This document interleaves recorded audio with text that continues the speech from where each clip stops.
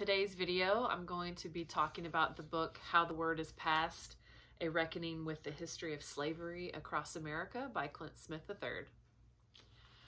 So I'm still in Montana,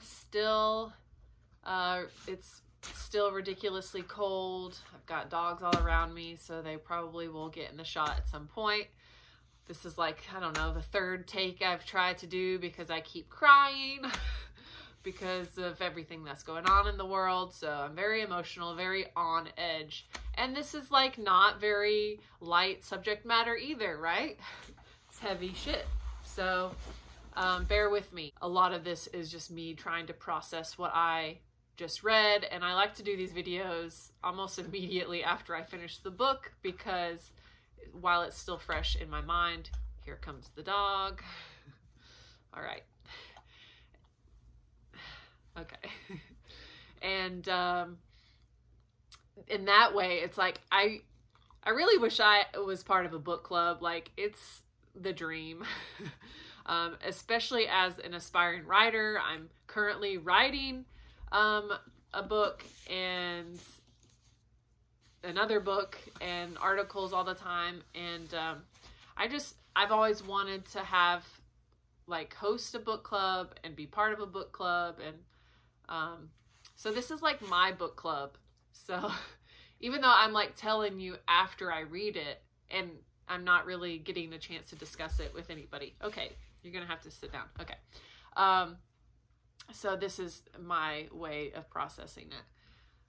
So, okay, back to Clint Smith. So I first heard of Clint Smith from the podcast Pod Save the People, where he was a co-host for many years. And I probably first knew more about his poetry. So he has a book of poetry called Counting Descent, which is on my list. I haven't gotten to read it yet, but I think he's probably one of my favorite poets, and even him reading his poetry is beautiful, and he's got a lovely voice, and I really just love listening to him read his work, and it's just very powerful and it's beautiful. So this book, so basically, how do I start? He travels to different places across the country that has ties with slavery. Obviously, everywhere in the country has ties with slavery, but these places are like plantations and Confederate cemeteries. And because it's all based, because so he grew up in New Orleans, in a town where there's, there were and still are, Confederate statues and street names and high school names of Confederate generals and people that have enslaved people. So, and he talks about, the education that he grew up with and how very lacking it is in this country, especially the South, about the true reason of the Civil War, and just really talking about slavery, because I think a lot of people, they're just like, okay, it was in the past, let's get over it. But he's arguing like we haven't really fully reckoned with it, and because obviously our systems are still in place that were built by white supremacists, and there still are white supremacists, and how can we fully reckon with slavery until we talk about that, and we just like to, bury it under the rug. Anyway, he visits Monticello, Thomas Jefferson's plantation in Virginia, and goes on tours and talks to the people leading the tours and the museum curators and everything. And basically how Monticello, a lot of people go there and to see our founding fathers' home, and they don't think, they weren't taught that Thomas Jefferson owned people. He bought and sold people. He enslaved over 600 people. Even his children that he had with Sally Hemings, who he owned. And, you know, that's history that people aren't being taught. And so he's going on this tour. Monticello is trying to expand and grow and offer these tours that focus on that history that was previously ignored.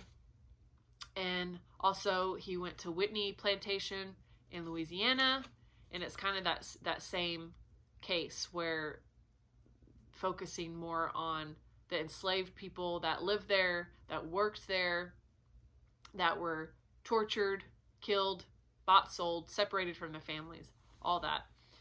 And to teach that history rather than, oh, look at this nice looking house. He also visits Angola, the penitentiary in Louisiana, and how that land used to be a plantation, and how people that are imprisoned there now are working in the fields, you know, making, 5 cents? And how it's the same fields where enslaved peoples worked. And Clip makes the comparison of, maybe I should try to find what he wrote about that, because he can say it better than I can. Okay, here it is. If in Germany today there were a prison built on top of a former concentration camp, and that prison disproportionately incarcerated Jewish people, it would rightly provoke outrage throughout the world. And you know, Angola is actually right along the Mississippi River, which I rode down. I didn't even realize it until I was trying to find a place to camp that night, and I'm looking at Google Maps. You know, I'm looking at the shore to see if there's a sandy area I can camp on. And as I'm like, you know, widening it out, I see it say Louisiana State Penitentiary.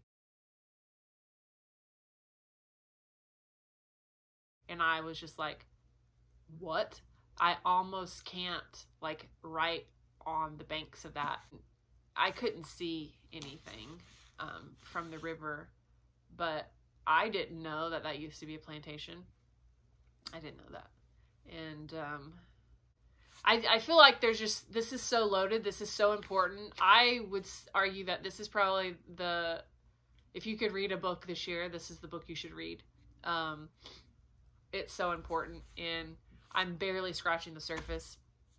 He also goes to Blandford Cemetery, which is a cemetery that holds like thousands of Confederate soldiers, and he visits it on Memorial Day, where the sons of the Confederate veterans was holding like a service. And so it's fascinating.